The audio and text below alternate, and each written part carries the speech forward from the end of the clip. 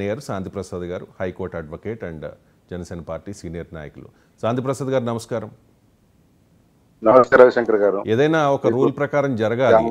ఆ రూల్ని నిన్న పవన్ కళ్యాణ్ గారు, మీ అధినేత పవన్ కళ్యాణ్ గారు చెప్పారు. ఈ 194లో 60 రోజుల గైర్హాజరు నిబంధన ఉంది అనేది. మరి ట్రిపుల్ గారు చెప్పిన దాకా చాలామందికి గుర్తులేదేమో. మరి చాలామంది చాలా రాష్ట్రాల్లో సభ్యులు సభకు హాజరవ్వరు చాలా రోజుల పాటు. కొంతమంది అయితే వాళ్ళ పదవీ కాలంలో ఆ టెన్యూర్లో 1-2 సార్లు మాత్రమే హాజరవుతారు. ఒకవేళ అనర్హత వెయ్యాలి అని అనుకుంటే వేయగలుగుతారు రూల్ ప్రకారం. సో మరి వైసీపీ నాయకులు చెప్తూ ఉన్నారండి, మాకు ఎందుకు హోదా ఇవ్వట్లేదంటే వాళ్ళు భయపడుతున్నారు, మా గళం గట్టిగా వినిపిస్తామని, అందుకే మాకు హోదా ఇవ్వడం లేదు అంటూ ఉన్నారు. మీ సమాధానం? రవిశంకర్ గారు, వైసీపీ వాళ్ళు ఏమనుకుంటున్నారు, ఏం మాట్లాడుతున్నారు, వాళ్ళ వికార మనస్తత్వంతో, వాళ్ళ అర్థజ్ఞానంతో, అవగాహనలు ఏమిటో అనే దానికి నేను సమాధానం చెప్తాను. కానీ చట్టాలు ఏం చెప్తున్నాయి, నిబంధనలు ఏం చెప్తున్నాయి, సాంప్రదాయాలు ఏం చెప్తున్నాయంటే నేను చెప్తాను.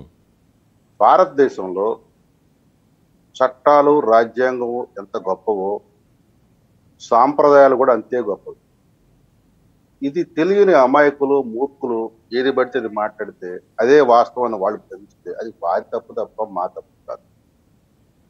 ఇక్కడ వాస్తవం ఏంటంటే లీడర్ ఆఫ్ అపోజిషన్, ఇది మనకి భారతదేశం స్వాతంత్రం వచ్చిన తర్వాత ఏర్పడిన పార్లమెంట్ లో మొదట్లో ఇది పెద్ద అంశంగా చర్చించబడలేదు మనకి. అది దాని గురించి కూడా పెద్ద చర్చ కూడా జరగలేదు. కానీ దాని గురించి ప్రత్యేకమైన చర్చ 1970 తర్వాత కాలంలో వచ్చిన సందర్భాల్లో, ముఖ్యంగా ఎమర్జెన్సీ సమయంలో వాటిల్లో దాని మీద చర్చ జరిగింది. లీడర్ ఆఫ్ అపోజిషన్ అనేది వారిని గుర్తించడం అనేది 1977లో ఒక చట్టం ద్వారా జరిగింది. అది కూడా ఎట్లా, లీడర్ ఆఫ్ అపోజిషన్ అనేది ఎవరు ఎట్లా ఉంటారు, దాని క్వాలిఫికేషన్ అనేది డిఫైన్ చేయాలి. కానీ the salary and allowances of leader of opposition act 1977 ద్వారా అతనికి గుర్తిస్తే ఏ హోదా ఉంటుంది, అతనికి అలవెన్స్లు ఎట్లా ఉంటాయి, అతనికి భత్యాలు ఎలా ఉంటాయి, సౌకర్యాలు ఎలా ఉంటాయి, సౌలభ్యాలు ఏమి ఇవ్వాలి, అతనికి హోదా ఏమి ఇవ్వాలి అనేది ఉదాహరించడం జరిగింది. దానితో పాటు మనం తదుపరి అంకాల్లో వచ్చిన చట్టాల్లో లీడర్ ఆఫ్ అపోజిషన్ పాత్ర చాలా కీలకంగా మారింది. ఉదాహరణకి రైట్ టు ఇన్ఫర్మేషన్ యాక్ట్ కానీ, లోక్పాల్ యాక్ట్ కానీ, లేకపోతే ఈడీ సిబిఐకి డైరెక్టర్ల నియామకాల్లో కానీ, లేదు ఇంకా కొన్ని విజిలెన్స్ చట్టంలో కానీ, ఇట్లా కొన్ని చట్టాల్లో ద్వారా ఎవరినన్నా ఆ పదవుల్లో నియమించాలంటే ప్రధానమంత్రితో పాటు లీడర్ ఆఫ్ అపోజిషన్ యొక్క సలహా సూచనలు ఉండాలి. అవి కంపల్సరీగా తీసుకోవాలి. దాని లీడర్ ఆఫ్ అపోజిషన్ అనే పాత్ర చాలా ప్రధానమైంది, కీలకం కూడా అయింది చట్టాల ద్వారా. ఎల్ఓపి ఇస్తే జగన్ క్యాబినెట్ ర్యాంక్ ఇవ్వాల్సి ఉంటుంది జగన్కి, రైట్? అది తెలియని మూర్ఖులు మాట్లాడి నేను వాస్తవ పొజిషన్ మాత్రం చెప్పే ప్రయత్నిస్తున్నాను. కాదు, ఎల్ఓపి ఇస్తే నా డౌట్ క్లారిఫై చేయండి. ఎల్ఓపి అంటే leader of opposition Jaganmohan Reddy అయితే ఆయనది cabinet rank, right are not? నేను సింపుల్ గా సమాధానం చెప్పిన, ఒక సైనికుడు ఉంటాడు, నాకు పరమవీర చక్ర బిరుదిస్తే నేను చాలా గొప్ప యోధుడి కింద కీర్తించబడతాను, నాకు పరమవీర చక్ర ఇవ్వండి అని అడిగినట్టు. ఎందుకు ఆయనకు అర్హత లేదా జగన్కి? అర్హత ఉన్న వాడికి పరమవీర చక్ర ఇస్తారు, పోరాడిన వాడికి పరమవీర చక్ర ఇస్తారు. కాదండి, ఇప్పుడు అసెంబ్లీలో పోరాడి ఒదిగిన వాడికో లేక పోరాడి గెలిచిన వాడికో పరమవీర చక్ర ఇస్తారు. కానీ ఆర్మీలు చేయరు కదా, నాకు ఇవ్వాలి అని అడిగితే ఎంత వెధవాయితంగా ఉంటుందో ఇది కూడా అట్లానే. అసెంబ్లీలో ప్రతిపక్షం ఎవరో చెప్పండి మీరు. చెప్తా వినండి, అందుకని చెప్తానండి. కొద్దిగా చరిత్ర తెలుసుకుంటే ప్రస్తుతం మీకు అర్థమవుతుంది. చెప్పండి. మన భారతదేశంలో మనం పాటించే సాంప్రదాయాలు పార్లమెంటరీ సాంప్రదాయాలు అంటాం. ప్రజాస్వామ్యంలో పార్లమెంట్లో రాజ్యాంగంతో పాటు, చట్టంతో పాటు, బిజినెస్ రూల్స్ తో పాటు ఇంకా ఇతరత్ర అంశాలు కూడా వాటిని ఫాలో అవుతుంటారు. అవి ఏంటంటే సాంప్రదాయాలు.